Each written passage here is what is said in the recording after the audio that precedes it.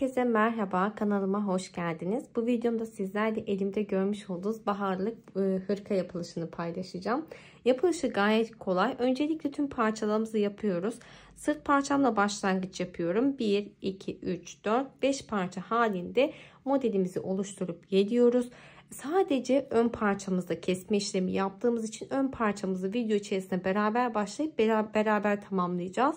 Diğer parçalarımda herhangi bir eksiltme, azaltma veya arttırma yapmıyoruz. Dümdüz parçalarımızı tamamlayıp geliyoruz. Daha sonra beraber birleştirip hırka görüntüsünü oluşturuyoruz. Ben bu şekilde kullandım. Dilerseniz düğmeleme yapabilirsiniz. Ya da bu şekilde önü açık bir şekilde de tercih edebilirsiniz. Ben iki renk tercih ettim. Bunu tek renk olarak da yapabilirsiniz. Tamamıyla tercih meselesi. Videonun içerisinde parçalarımın ölçü ve sayılarından bahsediyorum. Ama bu şekilde bitmiş haliyle de hemen sizlerle paylaşmak istiyorum. 38 beden için çalıştım. Uzunluğunu ölçtüğümde yaklaşık 45 santim uzunluğunda. Genişliğini ölçtüğümde yaklaşık 50 santim genişliğinde. Hemen kol altı noktasından itibaren ölçtüğümde yaklaşık 25 santim. Şöyle kol uzunluğumuz. Birleştirme noktasından lastik kısmına kadar ölçtüğümde yaklaşık 44,5-45 santim ölçüsünde. Kol genişliği.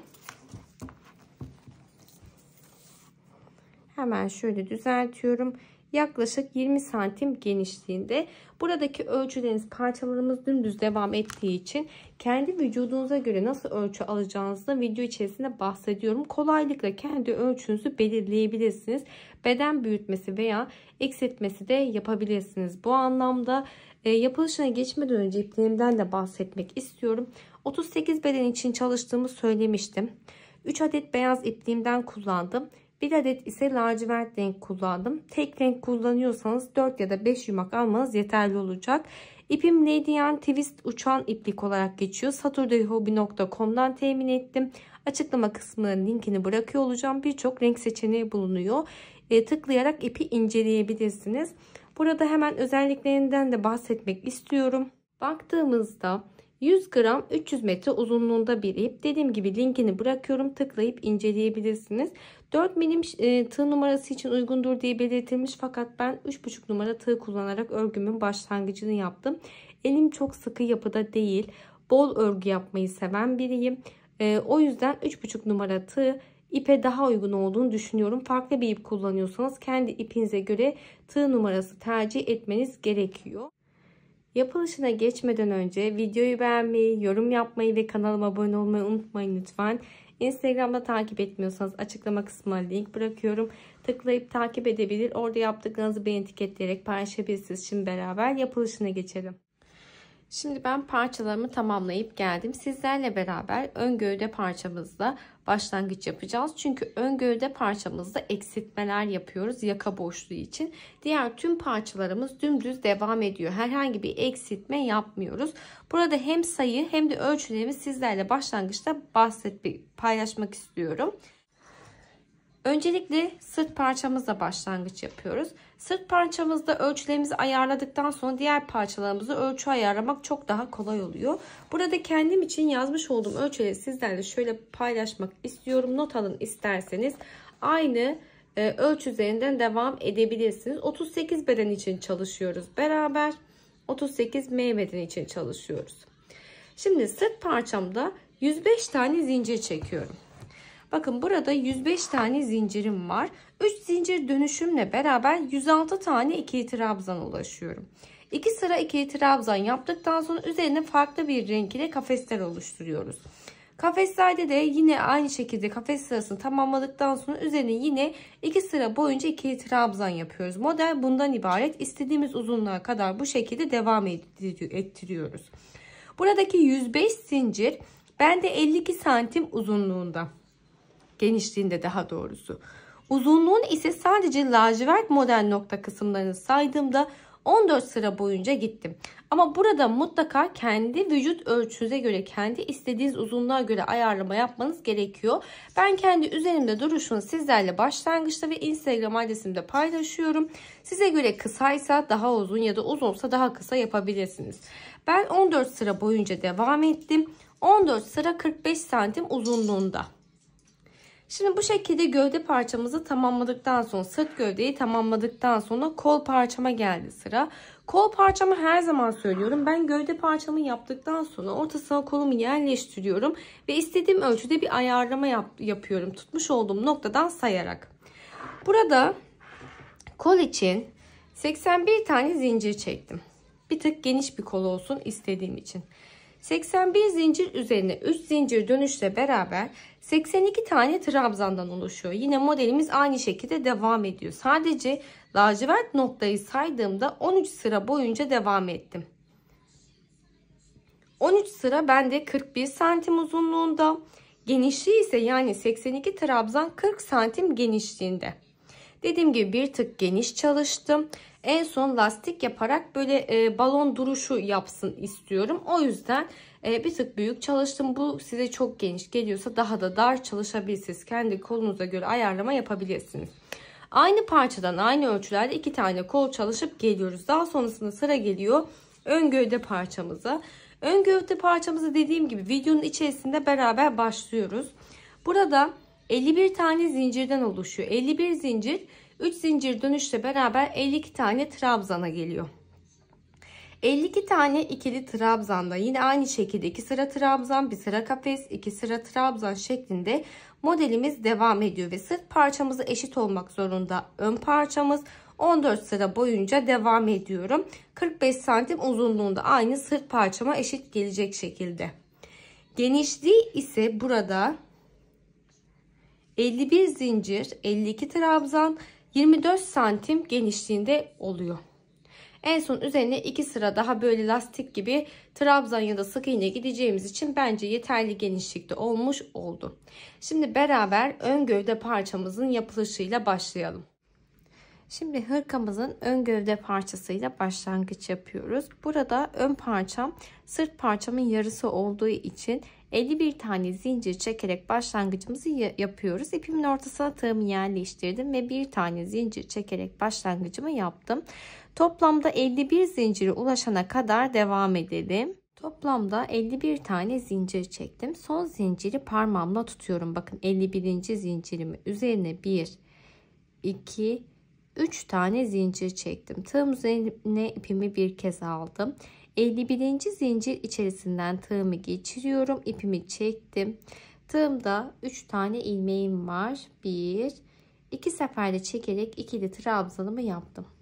Tığım üzerine ipimi bir kez aldım. Yandaki zincirin içerisinden tığımı geçiriyorum. İpimi çektim. 1, 2 seferde çekerek ikili trabzanımı yaptım.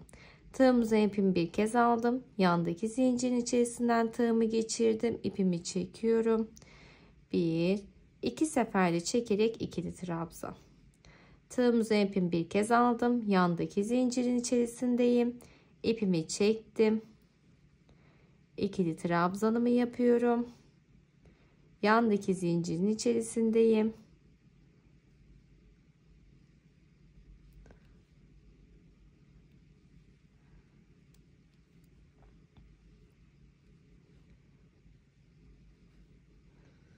Bu şekilde sıra sonundaki son zincirimize kadar devam edelim. Son zincirim içerisinde de bir tane ikili trabzan yaptım ve sıra sonunda saydığımızda buradaki 3 zincir dönüşümle beraber 52 tane ikili trabzana ulaşmış oldum sıra sonunda.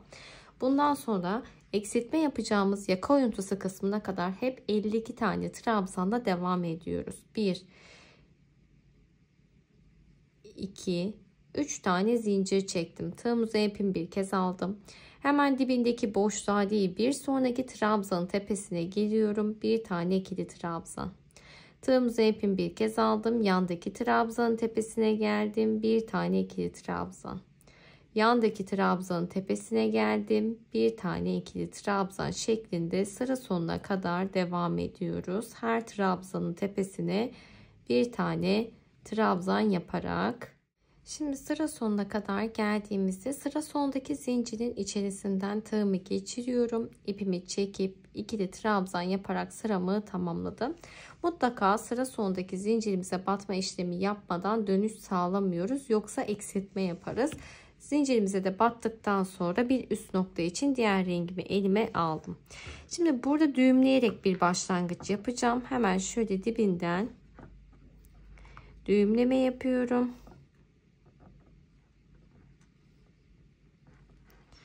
Ve burada beyaz renkli ipimi kesiyorum.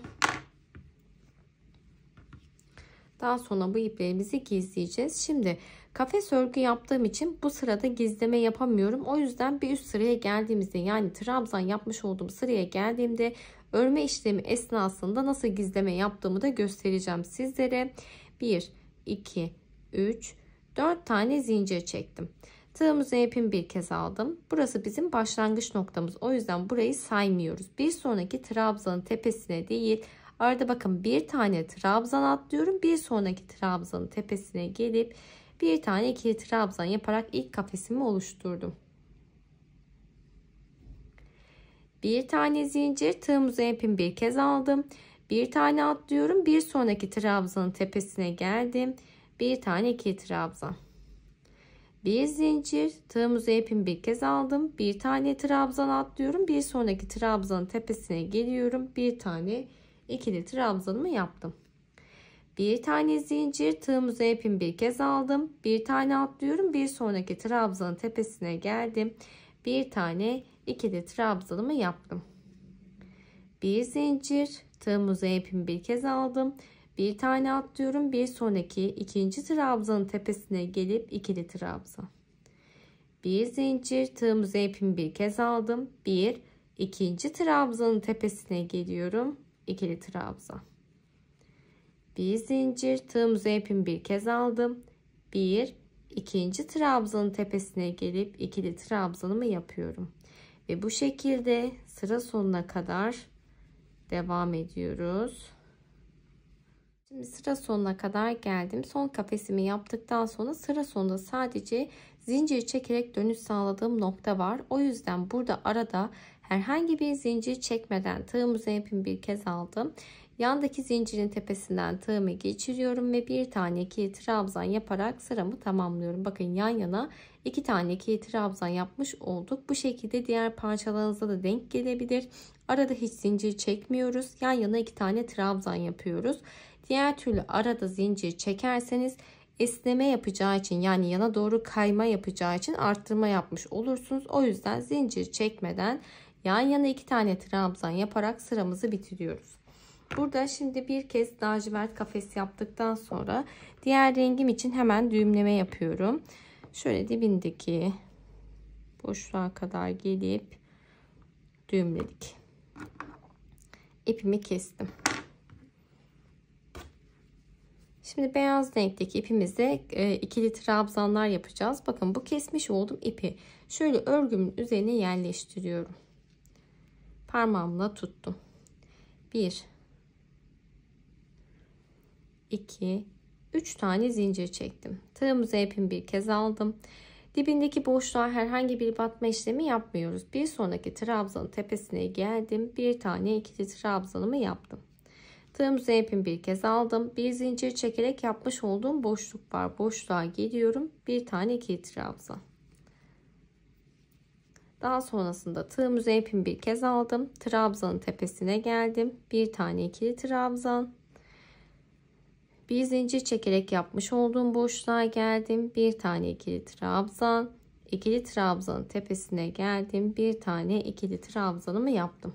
Bakın arada ipimi devam ettiriyorum. Tığımızı ipimi bir kez aldım. Bir zincir çekerek yapmış olduğum boşluğun içerisindeyim. Bir tane ikili trabzan. Trabzanın tepesinden tığımı geçirdim. Bir tane ikili trabzan yaptım. Şimdi bu şekilde modelimiz devam ediyor sıra sonuna kadar. Şimdi sıra sonundaki lacivert rengimizin başlangıcındaki bırakmış olduğumuz ipimizi tutuyorum. Bakın yine aynı şekilde modelimin üzerine yerleştirme yaptım ve üzerine trabzanlar yaparak devam ediyorum. Daha sonrasında bu fazla kalan noktayı keserek gizleyebilirsiniz. Ben iplerimi bu şekilde gizledim. Genelde soruyorsunuz. O yüzden sizlere de göstermek istedim. Şimdi sıra sonunda 4 zincir çekerek başlamış olduğum nokta var, boşluk. Boşluktan tığımı geçirdim. Bir tane trabzan yaptım. Daha sonrasında zincirin içerisinden bakın tığımı geçiriyorum. Bir tane ikili trabzan yaparak sıramı tamamladım. Sıra sonunda mutlaka hem boşluğa hem de zincirin içerisine ikili trabzan yapıyoruz. Bu noktada aklınız karışıyorsa mutlaka başlangıçtan itibaren sayarak mutlaka 52 tane ikili trabzana ulaşıp ulaşmadığınızı bu noktada kontrol etmelisiniz. Daha sonra örgüme diğer tarafına döndüm.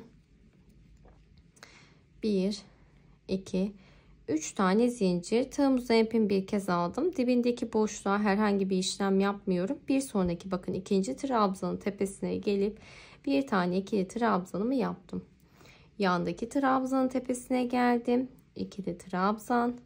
Yandaki trabzanın tepesine geliyorum. Bir tane ikili trabzan şeklinde son zincirimize kadar, son trabzanımıza kadar devam ediyoruz. Sıra sonuna kadar geldiğimde sıra sonundaki zincirin içerisinden tığımı geçirip ikili trabzanımı yaparak sıramı tamamlıyorum. Daha sonrasında diğer rengimi elime aldım. Hemen düğümlemesini yapıyorum. Şöyle dibinden bir düğümleme yapıyoruz. Daha sonrasında ipimi kestim.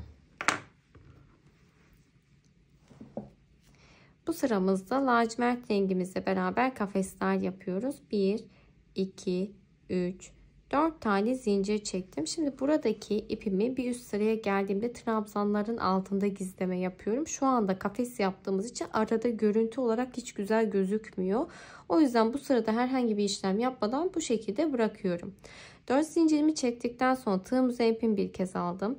Bakın buradaki ikinci trabzandan itibaren saydım. 1 İkinci trabzanın tepesine geliyorum. Bir tane ikili trabzan, yani bir tane trabzan atladım.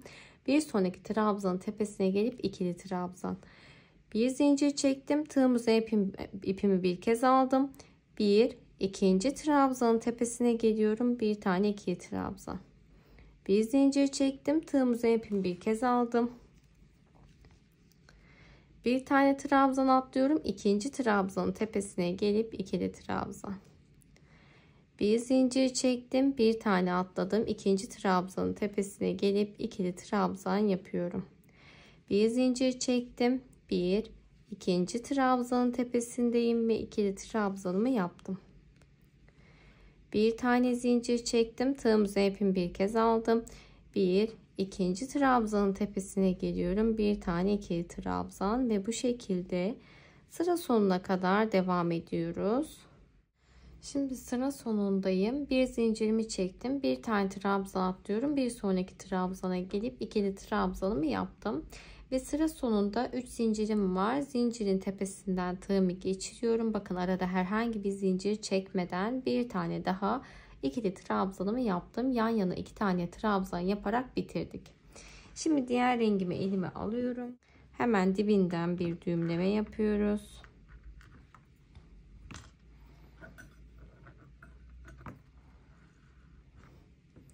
Ve ipimi kestim. Bu sıramızda trabzanlar yapıyoruz. İpimi kesmiş oldum. İpimi bakın şu şekilde modelimin üzerine yerleştirdim.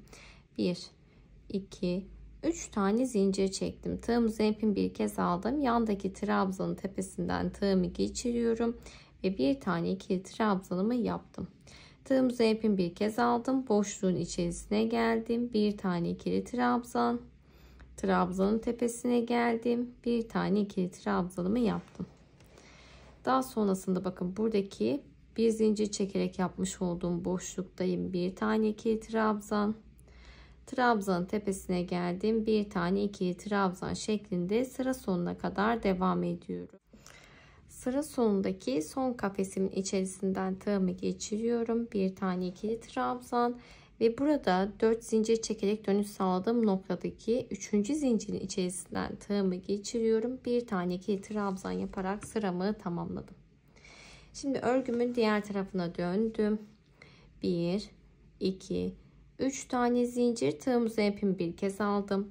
Dibindeki boşluğa değil bir sonraki trabzanın tepesine gelip bir tane ikili trabzan. Yandaki trabzanın tepesine geldim. Bir tane ikili trabzan. Ve yandaki trabzanın tepesine gelip bir tane ikili trabzan yaptım ve bu şekilde Sıra sonundaki son zincirimize kadar trabzan yaparak devam ediyoruz. Sıra sonuna kadar geldim. Sıra sonunda 3. zincirin tepesinden tığımı geçiriyorum ve bir tane ikili trabzan yaparak sıramı tamamladım. Şimdi diğer rengimizin başlangıcı için düğümleme işlemi yapıyoruz. Hemen dibinden düğümlüyorum ve ipimi kestim. Örgümü döndürdüm. 1 2 3 4 tane zincir çektim. Tığımızı ipimi bir kez aldım. 1 ikinci trabzanın tepesine geliyorum. Bir tane ikili trabzan, bir zincir çektim. 1 ikinci trabzanın tepesine geliyorum. Bir tane ikili trabzan, bir tane zincir çektim. 1 ikinci trabzanın tepesine geldim. Bir tane ikili trabzan yaptım. Şimdi modelimizi yeteri kadar anlatabildiğimi düşünüyorum. Hep aynı şekilde devam ediyor. 2 kez lacivert kısımdaki model başlangıcını beraber yaptık. Buradaki önemli olan nokta sıra sonunda eksiltme veya arttırma yapmadan hep aynı şekilde dümdüz bir görüntü elde edebilmek. Şimdi bu sırayı tamamladıktan sonra bir üst sırada beyaz renk ile başlangıç yapıyorum ve trabzanlar yapıyorum. 2 sıra boyunca yine aynı şekilde lacivert rengime geldiğimde de kafesler yapıyorum. Dediğim gibi bu hep aynı şekilde devam ediyor. Ta ki istemiş olduğunuz yaka uzunluğuna, yaka keseceğimiz noktaya ulaşana kadar.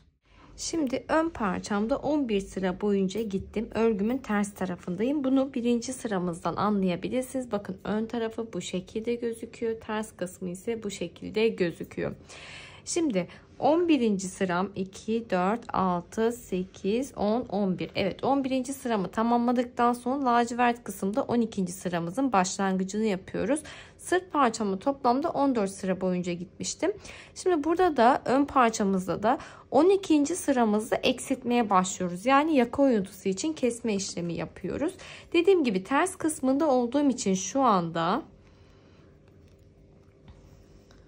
1 2 3 4 tane zincir çektim. Tığımızı ipimi bir kez aldım. Burada bir boşluk atlıyorum. Bir sonraki boşluğa geldim. Bir tane ikili trabzan, bir zincir çektim. Bir tane atladım. Bir sonrakine geldim. İkili trabzan, bir tane zincir, bir boşluk atladım. Bir sonrakine gelip ikili trabzanımı yaptım. Şimdi belli bir süre boyunca modelimize aynı şekilde devam ediyoruz. Şimdi sıra sonunda 2, 4, 6, 7, 8, 9 tane trabzanım var, zincir dahil. Bakın burada 10. boşluğuma trabzanımı yaptıktan sonra normalde arada bir tane zincir çekiyorduk. Hiç zincir çekmeden tığımızı ipimi bir kez aldım. Bir tane boşluk atlıyorum. Bir sonraki boşluğa gelip bir tane ikili trabzanımı yaptım. Bakın arada hiç zincir çekme işlemi yapmadım. Şimdi saydığımda buradaki son trabzandan sonra saydığımda 1, 2, 3, 4, 5, 6, 7 tane trabzan kalıyor. Sıra sonunda 7 tane boşluğumuzu bıraktık. Şimdi örgümün ön tarafındayım. Bakın burada hangi parçayı yaptığınız önemli. Şimdi bu şekilde tuttuğumda ön tarafında bu kısımda boşluk oluşturduğum için benim bu sol parçam, sağ parçamda ise tam tersi noktada boşluk bırakmanız gerekiyor. Yani yaka kısmı hep aynı şekilde gelecek, birbirine eşit geleceği için bu şekilde eksiltme yapıyorsunuz. Ben şu anda sol parçamı yapıyorum sizinle beraber. Şimdi burada diğer rengimizin başlangıcını yapalım. Şöyle hemen bir düğümleme yapıyorum. Ve ipimi kestim. Şimdi burada nasıl başlangıç yapıyoruz? 1, 2, 3 tane zincir çektim. Tığımıza ipimi bir kez aldım. Burada arada hiç zincir çekmemiştim ya. Zaten buradaki son trabzanın tepesine 3 zincir çekerek başlangıcımı yaptım. Buradaki noktaya herhangi bir işlem yapmadan direkt boşluğun içerisine geliyorum. Bir tane ikili trabzan. Şöyle yakından göstereyim sizlere. Boşlukta zincir çekmediğim için herhangi bir işlem yapmadım. Trabzanın tepesine de batma işlemi yapmadım. Direkt boşluğa geldim. Bir tane ikili trabzan, yandaki trabzanın tepesine geldim. Bir tane ikili trabzan şeklinde modelimizi aynı şekilde sıra sonuna kadar devam ettiriyoruz. Sıra Sıra sonuna kadar devam ettim. Sıramı tamamladıktan sonra örgümün diğer tarafına döndüm. 1, 2, 3 tane zincir, tığımızın ipimi bir kez aldım. Dibindeki boşluğa değil, bir sonraki trabzanın tepesine gelip ikili trabzan, yandaki trabzanın tepesine gelip ikili trabzanımı yaptım. Bu şekilde sıra sonuna kadar devam edelim. Sıra sonunda yine aynı şekilde eksiltme yapıyor olacağız. Şimdi sıra sonuna kadar geldim. Sıra sonunda ne yapıyordum? Bir alt sıradaki iplerimi arada gizleyerek devam ediyordum. Yine aynı şekilde yapacağım. Burada şöyle göstermek istiyorum. Buradaki 3 zincirimi saymadan 4 tane trabzanım kaldı sıra sonunda. Tığımızı ipimi bir kez aldım. Bakın birinci trabzanın tepesinden tığımı geçiyorum. İpimi bir çekip bıraktım. Tığımızı ipimi bir kez aldım. Yandaki trabzanın tepesindeyim. Bir çekip bıraktım. Tığımda 3 tane ilmeğim var. Hepsini tek seferde çekerek eksiltmemi yaptım. Tığımızı ipimi bir kez aldım. Yandaki trabzanın tepesindeyim. Bir çekip bıraktım. Yandaki trabzanın tepesine gelip bir çekip bırakıyorum. 3 tane ilmeğim var. Hepsini beraber çekerek eksiltmemi yaptım. Sıra sonunda sadece 3 zincirimiz kalmış oldu. Şimdi burada sıramızı tamamladıktan sonra diğer rengimizin geçişini yapıyoruz.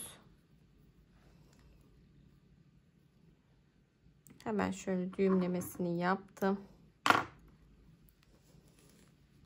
Ve örgümün diğer tarafına döndüm.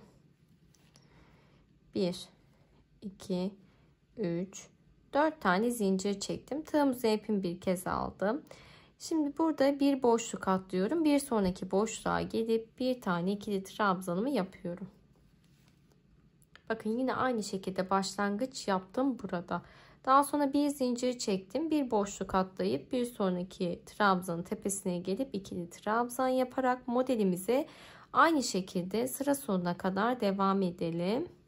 Şimdi bir tane zincirimi çektim. Sıra sonu son boşluğum var ve trabzanın tepesine geldim. Bir tane ikili trabzan yaparak sıramı tamamladım.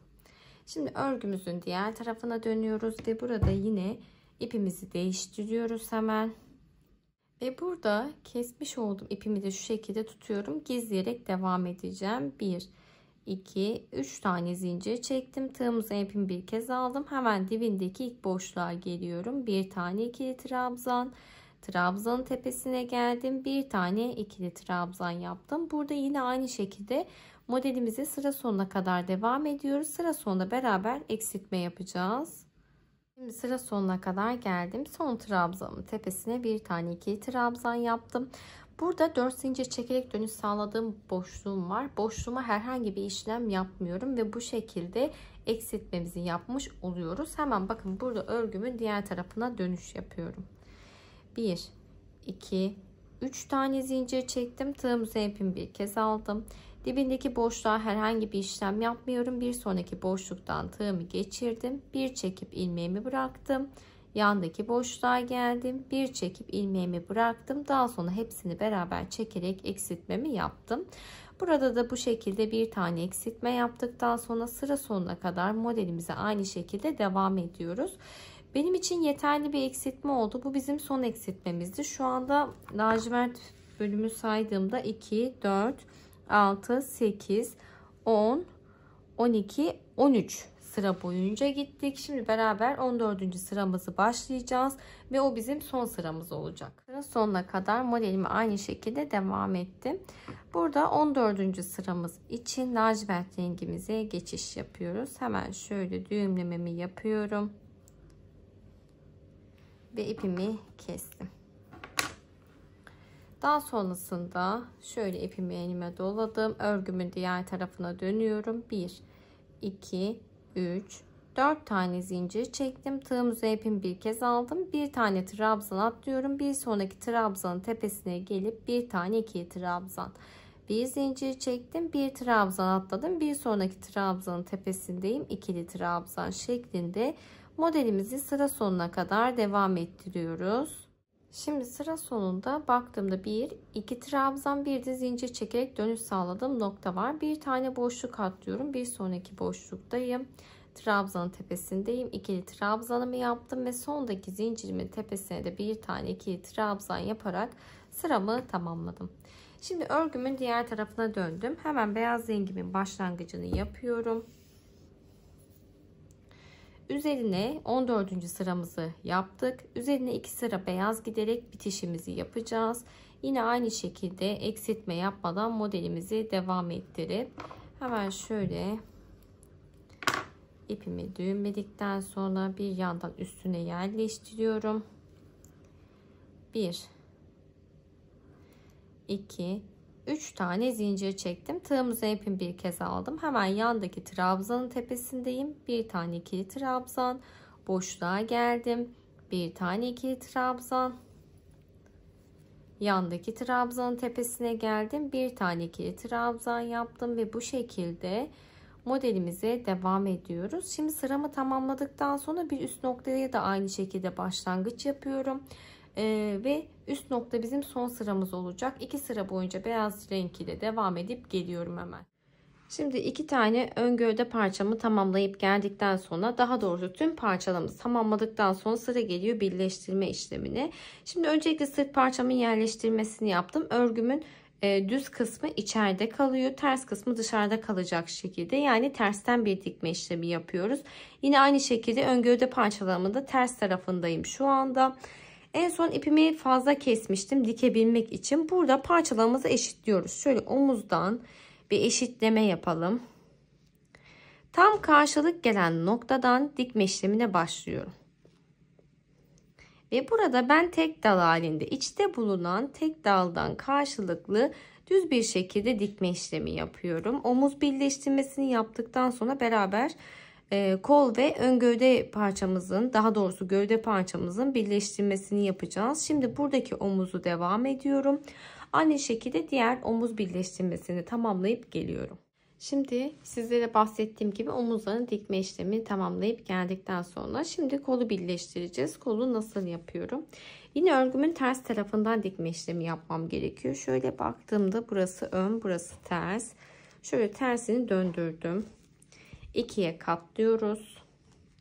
Ve buradan herhangi bir kaydırma yapmadan modeller birbirine eşit gelecek şekilde düz bir dikiş yapıyoruz.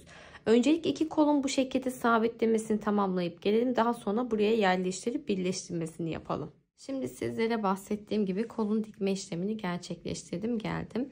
Hemen şöyle gövdeye bir yerleştirme yapıyorum.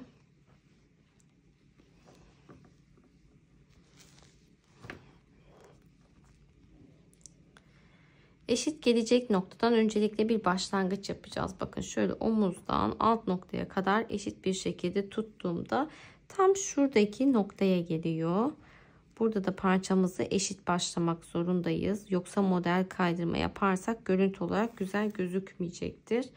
Hemen şöyle bir başlangıç yapıyorum. Evet, buradan bir başlangıç yaptıktan sonra kol parçasını elime aldım.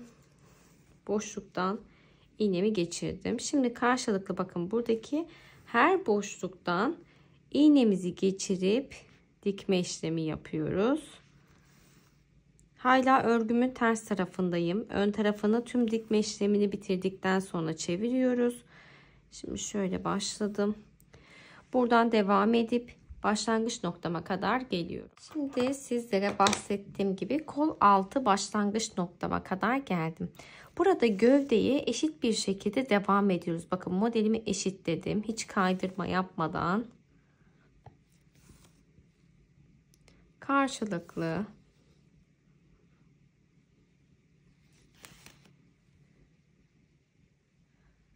dikerek devam ediyoruz. Ta ki bakın buradaki noktamıza kadar. Sizlere bahsettiğim gibi tüm dikme işlemi tamamladıktan sonra bakın örgümün ön tarafına döndürdüm. Şimdi ön tarafında, ön gövdemizde, yani tüm gövde boyunca aslında bir ya da iki sıra boyunca giderek yarım trabzan yapmayı düşünüyorum. Lastik gibi bir görüntü elde edebilmek için ipimin ortasına tığımı yerleştirdim ve bir tane zincirimi çektim. Hemen bakın buradaki köşeden başlamak istiyorum. Tığımıza ipimi bir kez aldım. Şöyle boşluktan tığımı geçiriyorum. Tek seferde çekerek yarım trabzanımı yaptım. Tığımıza ipimi bir kez aldım. Burada yatay trabzanın olduğu boşluktayım. Bakın 1 2 tane yarım trabzan yaptım. Şöyle ipimi tuttum. Tığımıza ipimi bir kez aldım. Yandaki yatay trabzana geçiyorum. 1 2 tane yarım trabzan. Yandaki boşluktayım. Bakın kafes yapmış olduğum 1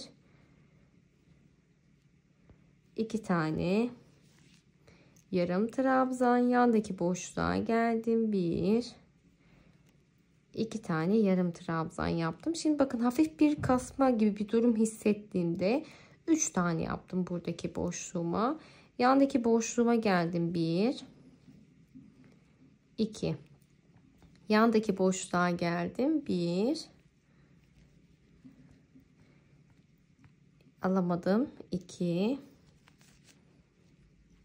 tane yaptım. Bir sonraki boşluktayım. 1 2 tane yaptım. Bir sonraki boşluğa geldim. 1 2 3 tane yaptım. Şöyle bir bakalım. Bakın. Arada 2 tane, arada 3 tane yarım trabzan yapıyorum. Önemli olan bu şekilde dümdüz bir görüntü hissedebilmek. Diğer türlü kasma yapıyorsa fazla yarım trabzan yapmanızı istiyordur. Yani yapmış olduğunuz yarım trabzanlar az gelmişti. Burada hemen 3 yapın. 2 tane yan yana 3 de yapabilirsiniz. Fark etmiyor. Çünkü elimizin ayarına ve ipimize göre bu durumda farklılık gösterebiliyor. Şimdi bu şekilde şu yaka boşluğu yapmış olduğum noktaya kadar devam ediyorum. Şimdi size bahsettiğim gibi üstteki eksiltme yapmış olduğum noktaya kadar geldim. Bir tane yarım trabzan yapmıştım. Aynı boşluğa döndüm. 2 3 tane yarım trabzan yaparak dönüşümü sağladım.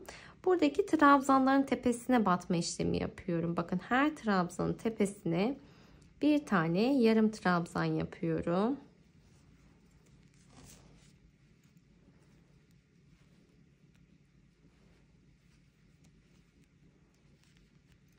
Ve buradaki direkt bakın şu sondaki boşluğa değil, direkt yarım trabzan olan boşluktan tığımı geçiriyorum. 2 tane yarım trabzanımı yaparak geçişimi yaptım. Bakın bu noktada. Daha sonrasında yandaki yarım trabzandayım. 1 2 3 tane yarım trabzan yaptım. Yandaki trabzan boşluğundayım. 1 şöyle 2 tane yaptım. Bir üstteki boşluğuma geldim. Bakın bazı boşluklar gözümüze fazla büyük geldiği zaman 3 tane yapıyorum buraya yeterli gelmesi için. Devamında yandaki boşluktayım. 1 2 şöyle bir düzeltip bakalım. Gayet güzel gözüküyor. Yandaki boşluktayım. 1 2 1 2 ve 3 tane yaptım ve bir sonraki boşluktayım. 1 2 bir sonraki boşluktayım. 1 2 tane yarım trabzan yaptım. Şimdi burada sırt parçamıza geçiş yapıyoruz. Tığımızın ipimi bir kez aldım. Hemen dibindeki boşluğa bir işlem yapmıyorum. Bir sonraki trabzanın tepesine gelip bir tane yarım trabzan, yandaki trabzanın tepesindeyim. Bir tane yarım trabzan şeklinde devam ediyorum. Diğer ön gövde başlangıcının olduğu noktaya kadar. Şimdi sırt parçamdaki her trabzanın tepesine bir tane yarım trabzan yaptıktan sonra direkt bakın buradaki yatay trabzanın içerisine geçişimi yaptım. 2 tane yarım trabzan, yandaki trabzana geldim. 1 2 tane yarım trabzan yaptım. Aynı buradaki yapmış olduğum işlemin aynısını yapıyorum. Farklı hiçbir durum yok. Bu şekilde buradaki son noktamıza kadar devam edelim. Şimdi sizlere bahsettiğim gibi gövdenin etek ucundaki son boşluğundayım. 3 tane yarım trabzanımı yaptım. Burada ilk trabzanın tepesine geliyorum. Bir tane yarım trabzan, yandaki trabzanın tepesine geliyorum. Bir tane yarım trabzan yapıyorum. Burada her boşluğun içerisine bir tane yarım trabzan yaparak başlangıç noktamıza kadar dönerek devam ediyoruz. Şimdi başlangıç noktama kadar geldim. Buradaki trabzanın tepesinden şöyle tığımı geçiriyorum. İpimi çekip ilmek kaydırma yaparak sıramı birleştirdim. 1 2 tane zincir çektim. Hemen dibindeki şu tığımızın ipimi bir kez aldım. Dibindeki boşluktan tığımı geçirip yarım trabzanımı yaptım. Tığımızın ipimi bir kez aldım. Yandaki trabzanın tepesindeyim. İpimi çektim. Yarım trabzan. Yandaki trabzanın tepesine geldim. Bir tane yarım trabzan. Bu şekilde birinci sıramızda yapmış olduğumuz her trabzanın tepesine bir tane yarım trabzan yaparak başlangıç noktama kadar dönerek devam edip geliyorum. Size de bahsettiğim gibi bakın burada 2 sıra boyunca giderek tamamlayıp geldim. En son sıra sonunda ilmek kaydırma yaparak bir tane zincirimi çekip ipimi kestim. Bence yeterli oldu. Burada dilerseniz lastik olarak daha da uzun gidebilirsiniz. Ama dediğim gibi görüntü olarak bence bu şekilde düzgün bir görüntü elde etmiş olduk. Şimdi sıra geldi kol için lastik yapmaya. Tığımın ortasına, ipimin ortasına tığımı yerleştirdim ve bir tane zincir çekerek başlangıcımı yaptım. Tığımıza ipimi bir kez aldım. Burada hemen şöyle birinci trabzanın tepesinden tığımızı geçirelim. Bir tane ikili trabzan yaptım. Kol lastiği için ikili trabzanlar yapmayı düşünüyorum. Şimdi bir tane ikili trabzan yaptıktan sonra tığımıza ipimi bir kez aldım. Yandaki trabzanın tepesindeyim.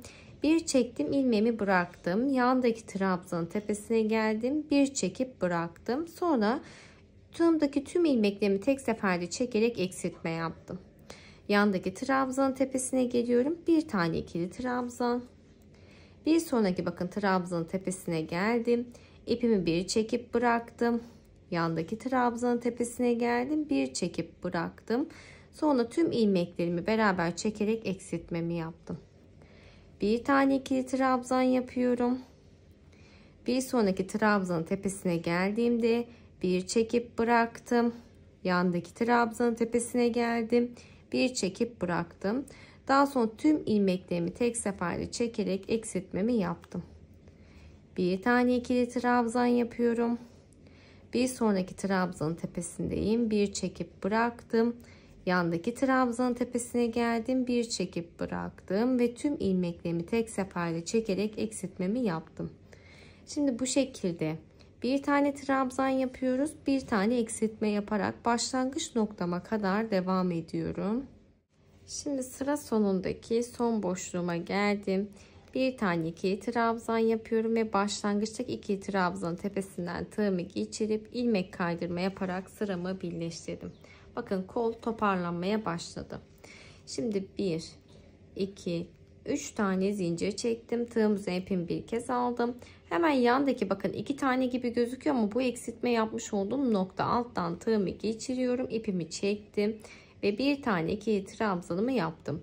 Tığımıza ipimi bir kez aldım. Bir sonraki trabzanı altta bırakıyorum. İpimi çekip ikili trabzan. Trabzanı üstte bıraktım. İkili trabzan yapıyorum. Altta bıraktım.